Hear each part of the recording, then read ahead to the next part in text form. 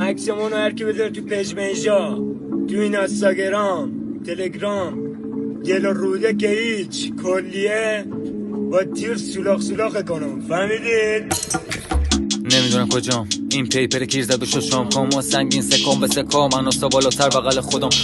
محکم شقا پربند تو کمر یا کرد خوری یا کل تخشاب و پر مسلح پشبن یه 400 و پدر میاد از پشتم همشون پیچیدن کلشون شب پی گلو دنگنگ مخ خطی آیداس نمیکنه داشت تو گنگش با کچلوارم میزنم زمین امیر دیگه ترمز برید خارج حرفای پشت سر نمیره بارش وقتش پول جمع کنی بجا پشت میگم رپ فارسی خورده به نامش قانون اول اعتماد تعطیل حوصله بحث ندارم آره تو جنگی قانون دوم سنگین مشتی مردونه گید نباشه فشنگ مشقی قانون سوم خالی کن درو تو چشانم سقطم پول تو مرام و معرفت داشته تو کرده خال تو هم معرفت داری ولی ارو قرص قانون زیاده بیا زیر زمین نه ترس سبیل خوشگل با منی نیستش معرفتمون خریدنی بهترینم باشی تکثیر منی مثلا عقابی ولی توی پستاد یا مشکون بستم بکنه سلطان فن نداریم زوده برای این حرفا کافیه پلی میشیم توی باشگاه کاراتم خوبه آره عالیه ولی شقات خیلی اندیه بیارین ببینم چی داری کتت با اینکه کونی اومدم بارویه ریا نباشه اسمم مس امیر بترس امیرو میزنن زمین 206 ندارم بچه خوشگل با 405 میبرم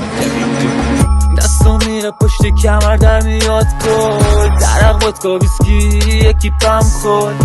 نمیدونم کجام سرم گیج میره 4 نفریم ولی هستش گنگ بود دستو میره پشت کمر در میاد کل درق ودکا ویسکی یکی پم خود نمیدونم کجام سرم گیج میره 4 نفریم ولی هستش گنگ بود یه لحظه وایسا بی تو آوازش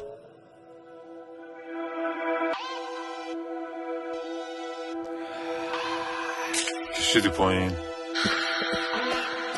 حالا 4 بشکن